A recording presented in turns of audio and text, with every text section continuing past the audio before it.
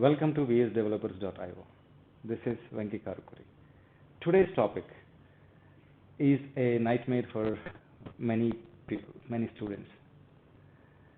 This is one of the subjects that takes very long time to understand, practice, and then execute at your work. Usually, this topic is well understood with real-time examples. So that topic is pointers. So today's topic is pointers. So pointers, you might have heard, you might have known that are extensively used in C and C++ programming languages. In the modern languages, whereas Python, Java, there is no concept of pointers. For programmers, yes. So the pointers concept is not available for programmers, but it is there inside. Right? So in order to point to something, you need pointers. For programmers' friendliness, we came out of that complexity and then start to refer everything with the variable names. Right? So let us dive in a little bit. Why do we need pointers? And then we move to understand the memory layout of the system, of a process. And then how we demystify the pointers concept step by step. I'm sure you know what is a data type, right? So we have integers, and then you have character, you have double. So there are different types of data types being supported by your programming languages in order to store the kind of data. Now, integers, we know it usually requires 4 bytes, and long integers require 8 bytes. That is to store the large number. Right? To store billions as a number into system, you need a long integer. So there is a range defined for it. So we'll talk that topic some other time. But today, so integer, in order to store a regular integer number, you require 4 bytes in memory. Character, you need 1 byte. So I'm taking character as 1 byte, considering ANSI character. If you are dealing with Unicode characters, you do require 2 bytes. Okay? So double 8 bytes. So this might vary from language to language, which is okay. This is for our understanding. This is used as a reference for our understanding. Right? So we need these many bytes to store the required data into memory. Now, how is this when you declare an integer, right? Int variable, let's say I variable, integer variable. If you declare int ivar, how is it being represented internally? So let us consider one box as 1 byte. So we need 4 such boxes to store. So you would store an integer, the value whatever you assign, into this. So I'm sure you know that if you don't assign any value, there is a garbage inside it. Now, this memory structure of 4 bytes, right? This memory structure of 4 bytes is named as ivar by the programmer. So your programmer has named this as ivar, and you refer to it. So you want to print it. So in C++, you would say cout ivar. So whatever is there inside ivar, so the content of this memory will be printed out to you. Simple. Now, if you want to store something else, so you would reassign, right? Let's say you are beginning to store ivar is equals to 10. So 10 is being stored here, right? So 0x000, and then so not 0x, sorry, it's binary, right? So for 10 you would store 1010. This is how you store it. Now later you modify it, ivar is equal to 20, so this would also change. But you are still referring to the value 20 with the same ivar. It is because this ivar is given a particular address. Right? So you relate it with your own example. So you are living in a particular address. Now as long as you change your address, anybody who wants to reach you, they would come to the same address, isn't it? So Now, since IVAR has not changed, so why did not change? Why the IVAR did not change? Because the program is still in execution. Yes. So the moment you start the program, you assign a memory until you end it.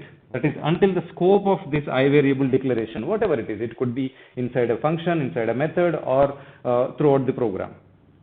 So until the scope of this program, this life exists. Like until you change your existing residence address, it would remain the same. So similarly, your IVAR is given an address. This address is typically represented in an hexadecimal format. So let us call 0x1000. So what is this address now? We know that address of IVAR is 0x1000, just like your house address. This is the hexadecimal representation in the computer system language. Now this is the beginning address 0x1000. So this particular byte, every byte is given an address. Every byte has an address. So this is the starting address. Then what would be the address of the next byte? Right? So 0x1001, 0x1002, 0x1003. Now for IVAR, you have the range of 0x1000 to 0x1003 as your address. Now you would, once you access with 0x1000, since you declared it as an integer, the system knows that integer is allocated 4 bytes, so it would not go beyond 4 bytes and fetch the data. It would only go 4 bytes and fetch it. Say if your house number is 5, you would only go to the house number 5 to meet that person. So likewise, you have 4 bytes for integer, so the memory when you access IVAR, it will only access 4 bytes. This is how we simply access the variables with a variable name and addresses. So in the later programming languages, we don't deal with the addresses. Now what if you have to deal with the addresses? That is what C++ pointers are. If you have to deal with the pointers, right, you have to deal with the address directly. So that is where, so as you have declared integer variable, I variable is equals to 10. Now, how do you store this address? You need to store the address now, because you need to store the address so that you can address it by that. So there you go. So the reference is star. This is a new symbol that is introduced to declare it as a pointer. So this pointer points to something. So I would call it as IPTR, I pointer. Now this I pointer points to what? Our intention is, it is to point to this integer variable. So therefore, the data type of this pointer is also an integer. Now you can be done. So this is simply declaration, just like integer IVAR. You have declared it, you haven't done anything else. Now with these 2 lines of code, so now we have understood this particular one, right? How we have thoroughly understood the 4 bytes and then addressing. Now what is happening to this? This is also an integer, though it is a pointer, this nature is integer. So this will also be now given 4 more bytes. 1, 2, 3, 4, which is IPTR. This variable name is IPTR, just like IVAR, it is IPTR. Now you want to store IPTR is equals to IVAR. With this, what is happening? The pointer is specialized in storing the address. So in this, what is the starting address? 0x1000. So this 0x1000 is stored in a binary format here. No complexity, no different from how we are using variable. Your variable you are referring to 10 integer. Here in the pointer you are referring to an address. Now how do you print it? So how do you print IVAR?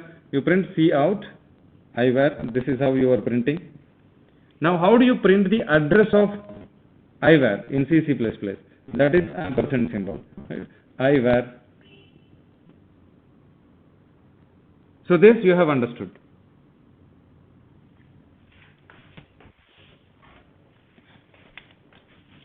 This is the new symbol we have introduced. Now how do you leverage pointers? So you print cout IPTR. What should ideally come? So when we printed IVAR, whatever is inside IVAR has come. Now when you print IPTR, whatever is inside IPTR will come, which is the starting address of the IVAR. So here 0x 1000 will be printed, and so as address of IVAR is same, 0x1000 is printed, and here which is 10. Well, now what happens? Let's take another example. See out star IPTR. What will come? So star is you are dereferencing it. IPTR will take you to 0x1000.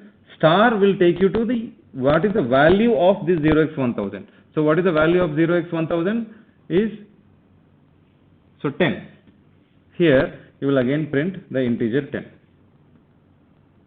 Now one more question. So what happens when you print Cout of ampersand of IPTR? So you want to print the address of the IPTR. So let's say, assume that the address of the IPTR is 0x2000. So you will get the value as 0x2000.